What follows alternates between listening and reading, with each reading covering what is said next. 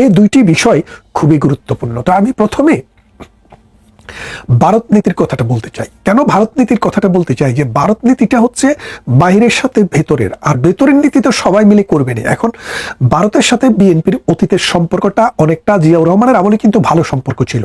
Even প্রধানমন্ত্রী শেখ হাসিনার, খালেদা জিয়ার প্রথম অংশ অর্থাৎ 2014 সাল থেকে 2014 সাল নয়, 1991 সাল থেকে 96 এর যে সময়, ওই সময়ে কিন্তু ভালো সম্পর্কই ছিল বলে আমরা দেখেছি। কিন্তু 2001 সালে 4 দলীয় জোট জামায়াতে ইসলামীকে নিয়ে যখন ক্ষমতায় আসে, তখন কিন্তু ভারত বিরোধী অনেকগুলো ষড়যন্ত্রের সাথে, ভারত বিরোধী অনেকগুলো কর্মকাণ্ডের সাথে বিএনপি একাকার হয়ে গেছিল। বিশেষ করে 10টা অস্ত্র মামলা, অনুপ চেটিয়া এবং পরেশ বড়ুয়াকে বাংলাদেশের ভেতরে ভারতের বিরুদ্ধে সংগ্রাম করতে দেওয়া, এই বিষয়গুলো কিন্তু একদম চোখে দেখা গিয়েছে। যার ফলে ভারত কিন্তু শেষ পর্যন্ত বিএনপির বিরুদ্ধে সোচ্চার ছিল। অর্থাৎ বাংলাদেশের ভূখণ্ডকে ব্যবহার করে বন্ধুপ্রতিম ভারতে বিচ্ছিন্নতাবাদী আন্দোলন, সহিংস আন্দোলন, সংগ্রাম চালানোর জন্য বাংলাদেশ সহযোগিতা করেছে। সেই সহযোগিতাটি কি খালেদা জিয়া করেছেন, নাকি তারেক জিয়া করেছেন, নাকি তাদের সাথে থাকা জামাত ইসলামী করেছেন, সেটা আমরা কখনো নিশ্চিত হইতে পারিনি। সেই নিশ্চিত করা সেই ঘটনাটা কারা ঘটিয়েছে, কি ঘটিয়েছে, 17 বছর পরে আমরা দেখলাম সেই মামলাটি খারিজ হয়ে গেছে। তো এখন এই মামলাটি, অর্থাৎ 21শে আগস্টে যে একটি গ্রেনেড হামলা হয়েছিল, সেই মামলাটিও খারিজ হয়ে গেছে। এখন এই মামলাটি খারিজ হয়ে গেলেও ঘটনাটি তো সত্যি। তো তত্ত্বাবধায়ক সরকার বা অন্তর্বর্তীকালীন সরকার, ইউনূসের অবৈধ সরকার, ইউনূসের মবের সরকার, ইউনূসের জঙ্গিবাদী সরকার এটার কোনো বিচার করেনি। তো এখন তারেক রহমান যখন ক্ষমতায় আসবেন, তাকে কিন্তু সেই বিচারটা করতে হবে। কারণ এটা হচ্ছে মানবতার দায়। রুল অফ লকে আপনি আপহেল করবেন কিনা সেই দায়। আমি শুনতে চেয়েছিলাম তারেক রহমানের কাছে তিনি মবের বিরুদ্ধে কথা বলবেন, তিনি রুল অফ ল এর পক্ষে কথা বলবেন, তিনি বন্ধুপ্রতিম দুইটি রাষ্ট্রের সমান্তরালভাবে নিজেদের স্বাধীন সার্বভৌম কাঠামোর ভেতরে বন্ধুত্বপূর্ণভাবে চলবেন। বাংলাদেশের ঐতিহাসিকভাবে তার বাবা ভারতে আশ্রয় নিয়েছিলেন 1971 সালে, সেখানে ট্রেনিং নিয়েছিলেন, সেখান থেকে এসে বাংলাদেশে যুদ্ধ করে স্বাধীন করেছিলেন। সেই দেশটির সম্পর্কে তার একটা মিনিমাম অ্যাড্রেসিং থাকবে, কিন্তু সেটা থাকেনি। না থাকাটা বিচিত্র কিছু নয়, কিন্তু এখন কথা হচ্ছে এই যে অনুপ চেটিয়া, পরেশ বড়ুয়া এবং 10টা অস্ত্র, এই বিষয়টা থেকে কি উনি সরে আসবেন, নাকি উনি ক্ষমতায় আসলে আবারও ভারতের অখণ্ডতাকে বিনষ্ট করার জন্য ভারতের বিদ্রোহীদেরকে জায়গা দিবেন এবং বাংলাদেশের উপর দিয়ে ভারতে অস্ত্রের চালান পাঠাবেন কি পাঠাবেন না, এটা একটা বড় বিষয়। আমরা সাম্প্রতিক সময়ে বিএনপিকে যারা গত 17 বছরের সার্ভিস দিয়েছে, জামাতে ইসলামীকে যারা সার্ভিস দিয়েছে, সেই গোষ্ঠীদের দুইজনের একজন হলো ওই যে আমাদের মোফাজ্জেল ভাই বলে যে ইল্লু এবং পিঙ্কু। তারা কিন্তু বলতে শুরু করেছেন, তারা বলেছেন যে তারেক রহমানের ভারতের সাথে একটি সমঝোতা হয়েছে, আওয়ামী লীগের সাথে সমঝোতা হয়েছে কিনা তারা কনফার্ম করতে পারেননি। আমরা বলতে চাই আওয়ামী লীগের সাথে কোনো সমঝোতার ইস্যু নেই। বাংলাদেশ স্বাধীন দেশ, এই দেশের আওয়ামী লীগও একটি দল, বিএনপিও একটি দল, কিন্তু ভারত একটি বিদেশি শক্তি। যেহেতু বর্তমান সরকার যেটি ক্ষমতায় আছে, এদের প্রভু হচ্ছে বিদেশে, কারণ আমেরিকা, ভারত, ব্রিটেন অথবা অন্যান্য আরো কোনো দেশ, পাকিস্তান। তো এখন এই জন্যই বিদেশিদের সাথে সম্পর্কটা খুবই গুরুত্বপূর্ণভাবে দেখা দিয়েছে। এখন বাংলাদেশে সাম্প্রতিক সময়ে ডক্টর ইউনূস ক্ষমতায় নেওয়ার পর প্রথম দিকে যারা ভেবেছিলেন ছাত্র জনতার অভ্যুত্থান, এটা কিন্তু তারা আস্তে আস্তে বুঝতে শুরু করেছেন যে না, এটা সাম্প্রদায়িক একটা শক্তির অভ্যুত্থান। পাকিস্তানের মন্ত্রী, এমপি, আর্মি, নৌবাহিনী প্রতি সপ্তাহে সপ্তাহে বাংলাদেশে এসছে এবং পাকিস্তানকে বিনা ভিসায় বাংলাদেশে আসার পারমিশন দেওয়া হচ্ছে। পাকিস্তানের জাহাজকে বিনা পরীক্ষায় বন্দর অতিক্রম করার সুযোগ দেওয়া হচ্ছে। এর ফলে দেখা যাচ্ছে যে পাশার দানটা উল্টে গেছে। যেই বাংলাদেশ পূর্বমুখী সেটা এখন পশ্চিমমুখী হবে, এখন যেই বাংলাদেশ পশ্চিমমুখী সেটা পূর্বমুখী হবে নাকি উত্তরমুখী না দক্ষিণমুখী হবে, সেটা দেখার একটা বিষয় রয়েছে। এখন আজকের বাংলাদেশের যে অবস্থা, 3 দিক থেকে ঘিরে থাকা ভারতবর্ষ, এই ভারতবর্ষের সাথে বাংলাদেশের রাজনৈতিক নেতৃত্ব যারা রাষ্ট্র পরিচালনা করেন, তাদের সম্পর্কের সীমারেখার উপরে ভিত্তি করে এই দেশের সুস্থতা, এই দেশের উন্নয়ন এবং এই দেশের অগ্রযাত্রা। কারণ আমরা দেখেছি গতকালও আমাদের যে উপদেষ্টা, যিনি অর্থনৈতিক উপদেষ্টা, তিনি বলেছেন যে ভারত থেকে 50 লক্ষ মেট্রিক টন চাল আমদানি করবেন। সাংবাদিকেরা জিজ্ঞেস করলেন যে ভারত বিরোধিতার এই যুগে, এই মৌলবাদীদের এই আস্ফালনের যুগে ভারত থেকে কেন আনা হবে? তিনি বললেন যে প্রতি কেজিতে 10 টাকা কম, ভিয়েতনাম থেকে আনতে গেলে 10 টাকা বেশি পড়ে, ভারত থেকে আনতে গেলে 10 টাকা কম পড়ে।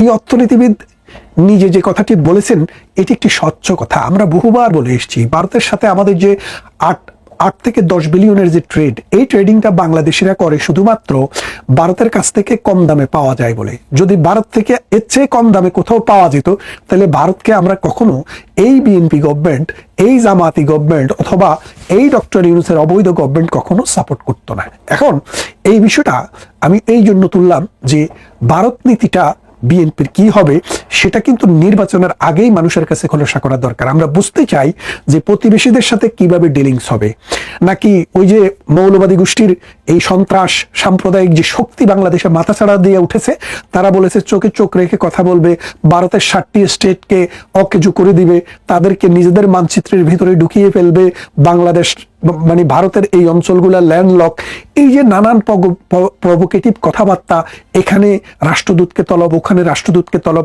এর ফলে ভারত এবং বাংলাদেশের মধ্যে যে উত্তেজনা এবং টেনশন বিরাজ করছে, বাংলাদেশ সৃষ্টির 53 বছরে এই রকম টেনশন দুটি জাতির মধ্যে আর কখনো ছিল না। এখন এই টেনশন দূর করার ক্ষেত্রে রাষ্ট্র কতটা সাকসেসফুল হয়, কারণ আপনি দুইটা দেশ, প্রতিবেশী দুইটা দেশের মধ্যে যুদ্ধংদেহী অবস্থায় বিরাজ রেখে কখনো আপনি এই আশা করতে পারেন না যে আপনার রাষ্ট্রের সুষম বিকাশ হবে, যেখানে আপনি এককভাবে 10 বিলিয়নের মতো তার সাথে ট্রেড করেন। এখন বাংলাদেশের অর্থনীতি, বাংলাদেশের রাজনীতি, বাংলাদেশের সমাজনীতি, বাংলাদেশের শিল্প, সাহিত্য, সংস্কৃতি সবকিছুর সাথে কিন্তু ভারতের একটা একদম ক্লোজলি কানেক্টেড। কেন কানেক্টেড? আমাদের যে কবির পাশে এই শাহহাদিকে যেখানে কবর দেওয়া হয়েছে, সেই নজরুলের জন্ম ভারতে, বেড়ে ওঠা ভারতে, তিনি নির্বাচনও করেছিলেন 1922-23 সালের দিকে ভারতে। তার মানে হচ্ছে উনি বিয়েও করেছিলেন ভারতে একজন হিন্দু নারীকে, এবং তার ছেলে মেয়েরা যদিও ইসলাম নাম গ্রহণ করেছেন, অনেকেই কিন্তু হিন্দুদের মতোই চলাফেরা করেন। তার মানে এই সাম্যের কবি, এই বিদ্রোহের কবি, এই প্রেমের এবং দ্রোহের কবি পাক ভারত উপমহাদেশ নয়, সারা বিশ্বের বায়রন। সেই বায়রনের পাশে একটা সন্ত্রাসী, একটা সাম্প্রদায়িক শক্তির প্রতিভূকে শুইয়ে দেওয়া হয়েছে। এই যে অবস্থা বাংলাদেশের, এই বাংলাদেশ, এখন বাংলাদেশ নীতিটা কি হবে?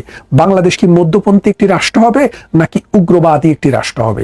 এইদিকে একটু খেয়ালটা দেওয়া জরুরি। এবং এই জন্যই আমার দ্বিতীয় অংশটাতে বাংলাদেশ নীতির কথা বলছি। বাংলাদেশ কি ভারতের সাথে বন্ধুত্ব করবে, নাকি পাকিস্তানের সাথে বন্ধুত্ব করবে, নাকি আগের অবস্থানে স্থায়ী থাকবে? ডক্টর ইউনূস যেভাবে বাংলাদেশকে রেডিকালাইজ একটা রাষ্ট্রের দিকে নিয়ে গেছে, তার ক্ষমতাকে পাকাপোক্ত করার জন্য প্রথম আলোতে যেভাবে আগুন দিয়েছে, ডেইলি স্টারে যেভাবে আগুন দিয়েছে, নুরুল পাগলাকে যেভাবে কবর থেকে তুলে যারা জ্বালিয়ে দিয়েছে তাদের বিরুদ্ধে কোনো ব্যবস্থা নেয়নি, বঙ্গবন্ধুর বাড়িটিকে বাংলাদেশের স্বাধীনতার স্মারক 32 নম্বরকে যেভাবে পোড়ানো হয়েছে এবং অসংখ্য মানুষের বাড়িঘরে যেভাবে বুলডোজার চালানো হয়েছে, সেই বিষয়গুলোতে বাংলাদেশের নীতিটা কি হবে? বাংলাদেশ কি এইসব অন্যায় অত্যাচারের বিচার করবে, নাকি আয়ামে জাহেলিয়াতের মতো এগুলোকে ছেড়ে দেওয়া হবে?